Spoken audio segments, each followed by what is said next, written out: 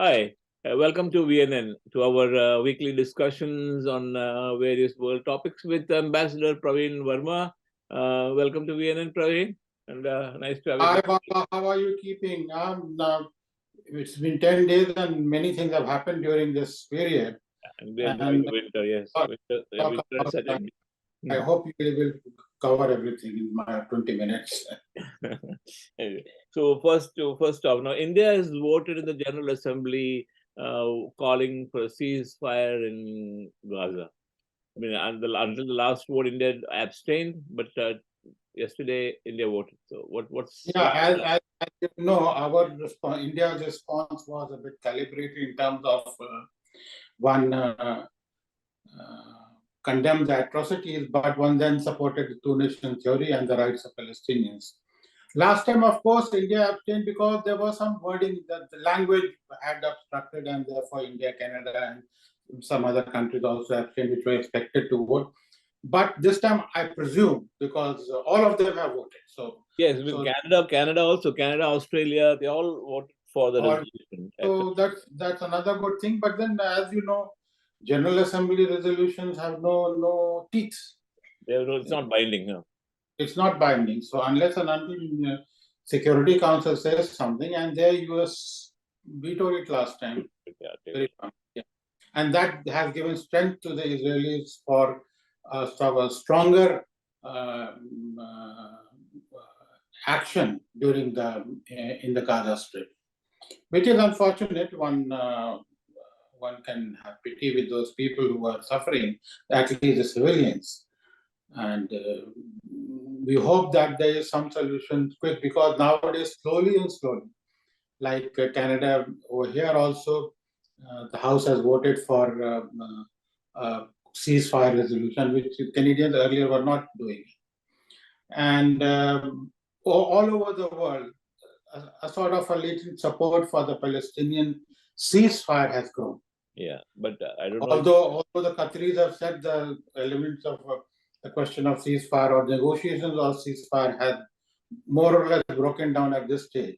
But the public opinion is slowly gaining strength, and Arab world have, I don't know, it's still not united. I don't know what steps they would take. They are busy with the COP meeting at the moment, in which they are seeing that their money going away.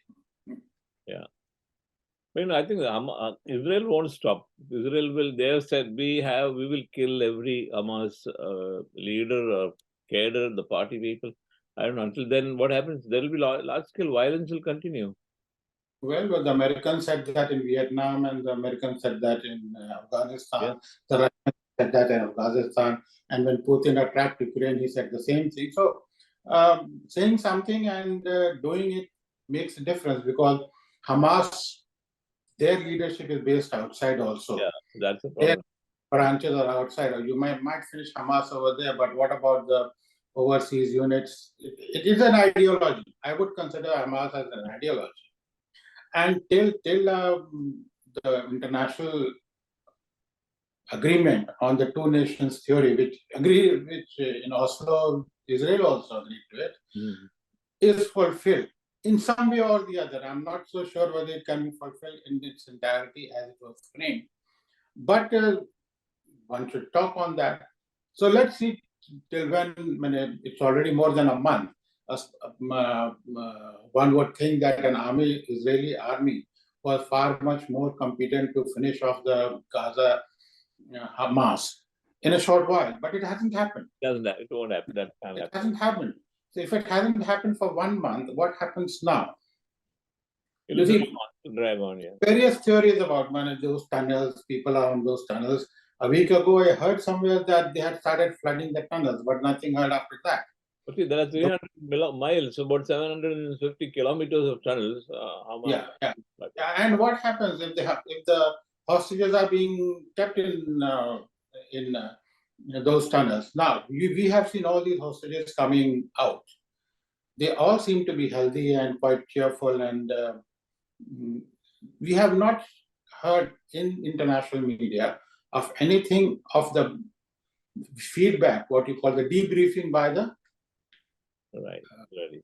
by the hostages, which seems to be strange. It's totally quiet. So what's happening there? Even though these people would have come out, where they were staying, what were the living conditions, all seemed healthy, they all seemed very well fed. I don't know. Of course, they would have given them new clothes before coming out, but nobody looked undernourished. No. So Yeah. a whole system of so many refugees staying in one place, and still it's undetected by Mossad. Uh, I don't know what's happening over there. So it's total. As you and I, you and I, and the world thinks something else. Something else is happening in the reality in the Gaza Strip itself. What's happening in India? Today was the anniversary of the parliament attack, when Afzal Guru was hanged for that. That's a serious. That's a serious lie. Yeah. Two people jumped from the back, from the viewers gallery with smoke canisters. I mean, there are security guards everywhere. I think they could have been shot. No, you and I have gone to these buildings, these many at times here, Yeah. and you have to cross through various security steps. There is a body screening right in the beginning. Then you go in, and then there are 2 or 3 stages of body screening. Right. And still, these guys could go in with canisters, which apparently I would say would be metallic. I don't know. I'm not got any. Smoke bombs, but there could have been poison gas or Could happen bomb. any. Carry a canister, they can carry a bomb too. Yeah. Bomb, of course, there may be electronics in it or something that might be detected, but this is a canister. But then somebody was allowed to take a Coca-Cola can or something. I don't know, really. But when you come to it, it's a serious lapse. There are your parliamentarians inside, and anything could happen.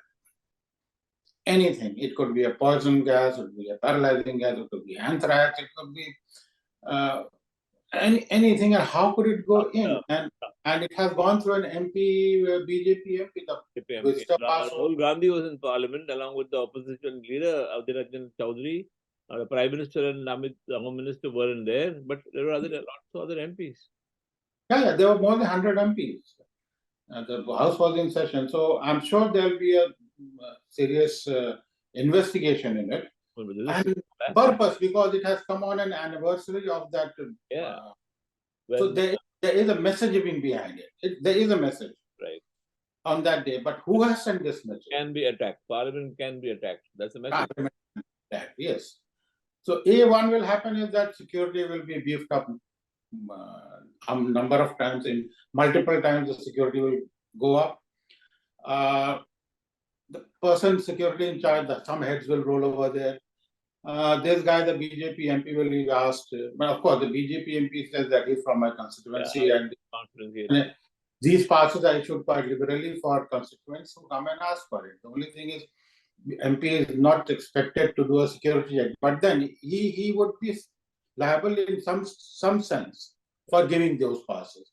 So all these investigations will go on, but we still are at loss as to what was the purpose, who are the people behind it. Because there were 2 inside, there were 2 outside also.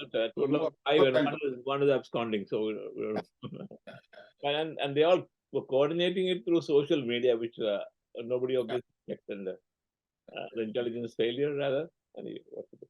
Now, Prime Minister Trudeau said the other day, he was speaking to reporters, and he said there is no hope of an early resolution of this dispute with India. Because he says it is now turning into he uses the word comical. Who started it? Who started it? It's apparently in the Twitter sphere, people are always making fun of what's happening between India and Canada. So from the Indian side, the stock reply is, give us the evidence. There is no evidence. But at least the Canadians have not produced evidence. Yeah. It's not like the American case where a whole case has been put up and it is being discussed on both sides. Here there is no evidence. They are refusing to talk even. So it's a no-go in a sense that at least Prime Minister has considered that it will take a long time. But that means that it's going on the back burner. Yeah, I think that's what. Once that goes in the back burner, as I said, there'll be diplomacy working. People will be talking. Yeah. And this is not done, but it has been done. It cannot be taken back. So sometimes, somehow, it has to be diffused. I think they'll just tap and down. Yeah. Taken forward, because India and Canada are two countries which cannot afford to have different of a magnitude that has happened recently. And the FBI director is in New Delhi yesterday, so he's meeting NIA and CBI officials. Yeah, that is something which is, but of course, MEA has said that this visit was planned long time before. Yeah, right. Yeah. So it's a pre-existing plan, but then he has gone with the whole team. If you see the indictment, it is a very, very strange and a fascinating story. Yeah, right. Where the Indian source has not been identified. They know who it is, but in the indictment it says something called CC1. CC1. Now, who is this guy CC1 who works for RAW? And the indictment says he that works for the CRPF. That's the Central Reserve. And I've seen some discussions on the media otherwise with some RAW people, and they say a CRPF, a field officer and a CRPF man means that somebody very sort of inexperienced was there. Right. Yeah. And the Indian theory is that Nikhil Gupta is a FBI narcotics dealer and gun runner and gun runner and agent. He's an American agent, and actually he trapped our CC1. Understand? And therefore the whole story builds up on that. That's Nikhil Gupta met CC1, and then this whole story of him taking photographs of them, and the guy saying that, okay, you save it in your phone, but don't save it as my name, save it as so and so. And all these things are very amateurish. Okay. The story is amateurish, but then the story is true. So who built up the story and who built up this narrative is something which the investigation is going on. I'm sure CC1 would be already out of his post and would be interrogated and would be dismissed or whatever it is. Because apparently we are not sure whether CC1 is also an American mole, because there is a history of Americans having a mole in RAW and they took him out. And if you remember, what was his name? Ravinder Singh, who died recently. So you don't know. It's all a build up, and it's all a story which has been being built up by the Americans for reasons I don't know. They want to sort of either keep the developing South in control, that the Anglosphere is in control, and you better differences between different departments in the U.S. government. Officials of the State Department and the Pentagon. They are all sometimes at cross roads. And everybody would have known of this, and 2 VIP visits went on during this whole conversation. Now the question is, to what extent the Americans would want to take it, and that would depend. Biden's education is there, and we have to see whether Biden is coming on the Republic Day or not, because it's an invitation which has been reiterated by the government of India. And if Americans keep on pushing this, which is a non-starter as far as the Indians are concerned, it's a non-starter by them, because the way they have put up this indictment, hiding all the names except Nikhil Gupta, who apparently is a gangster, a drug gangster, DEA mole, and he was set up to trap somebody in RAW. It didn't happen, or whatever happened. And both in the conversation say that the Niger assassination is not their job.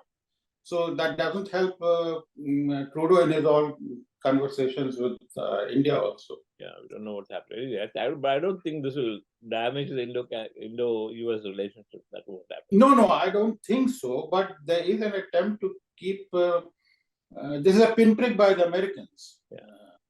This could have been taken care of more confidentially. But then I don't know. The Americans may be thinking otherwise, but I think there has been a reaction from the Indian side also, and at least the Indian Twitterati, as they say, or what should we say, Xati now.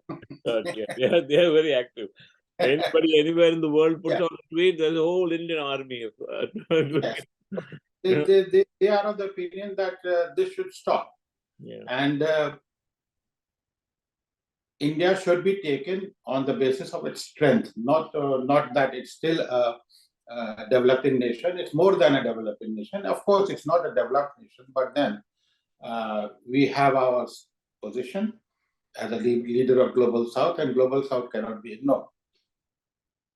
Now, Zelensky was in Washington asking for more money, and the Republicans don't seem to be in the mood to give any to him again.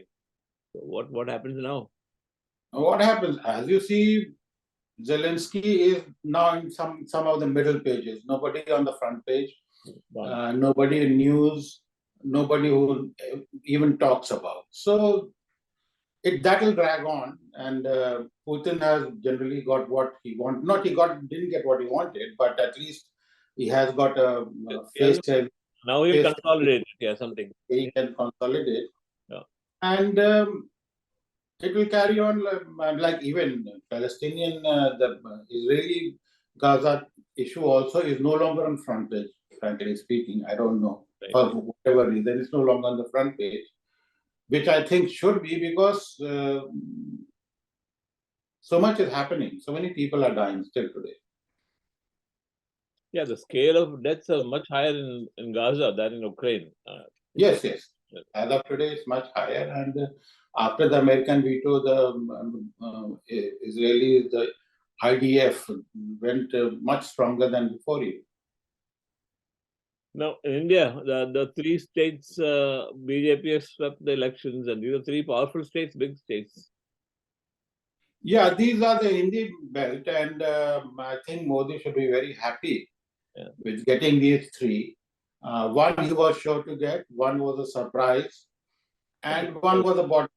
Yes, Chhattisgarh was something which nobody, even the exit polls did not say anything much about that. But just like the 2019 elections, Modi has pulled out a coup. And he has won these three elections, which is a great thing. In Telangana also, from one seat he has gone to 8 seats. So it is a BJP can consider it as a victory. And of course, Modi in his own way has announced that we have done a hat trick over here. We'll do another hat trick in the central polls. It means that 2014, 19, and 24. Let's see. It has put the alliance, the India alliance, into a bit fray, and a couple of meetings which they wanted to have has been postponed here and there. And now the issue amongst them is also clear that they have to put up one seat against one BJP member. Now, how they are able to organize that, that's the main question. It's going to be very difficult for them to do that. And they can't put up a leader. You see, Modi has a stature which I think there's no other leader in India at the moment. That's the one thing which one really ponders upon, is that the only other leadership which has a national appeal is of Rahul Gandhi. No, Congress. But people don't take it. I'm sure he personally is not acceptable to the others. Yeah. Maybe if they put up some other candidate, Kharge or somebody, maybe. But still, it's very difficult to see Mamata Banerjee or Nitish Kumar accepting. Mulayam, of course, is gone, more or less out, because he's gone a bit better. All his statements, even Lalu and what is called Mulayam's nephew. Yeah, Akhilesh. Yeah. And the southern, this Telangana, KCR is out of the picture now. Stalin, he has no national appeal anyway, so there's nobody else. Of course, but then one would have to consider that the southern states will still be in control of the regional parties, because BJP does not have any control over that. They had it in Karnataka, which they lost. So they can only hope of getting Karnataka back and some seats in Telangana, Tamil Nadu, of course, if they sort of they have to work very hard because along with the IDMK, I don't know what will happen. over there, and then in Kerala also the left is quite strong. Those two states are there. Yeah. Karnataka, they can work on it, and Telangana, of course, they can improve on it. Anyway, thank you, Praveen. I think we just covered many of the topics that took over that happened last week, and we'll see how these things develop over the next week. Yeah, if you have a couple of minutes, I think you missed that Supreme Court judgment. Oh yes, that's a big thing. Yes, I know. That's also disappearing from the front pages. Yeah, you know. People expected it anyway, I think. So that puts the Kashmir question, as far as India is concerned, as a done thing, and luckily or gracefully, there has been no incidents other than speeches by the known people who would have given speeches. That's inconsequential. So now we will wait for Kashmir to become an independent a state, not from a union territory state, which Supreme Court has asked for an election.